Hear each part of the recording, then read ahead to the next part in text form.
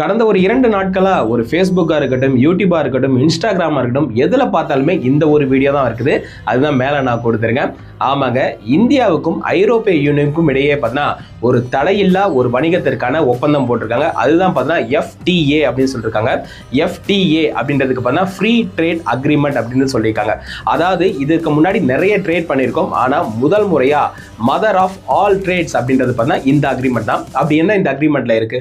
ஐரோப்பிய யூனியன் பொறுத்தளவு கிட்டத்தட்ட 27 நாடுகள் இருக்கு. இதற்கப்புறம் இந்த 27 நாடுகளுக்கான மார்க்கெட் அப்படின்றது ஓப்பன் ஆயிடும்.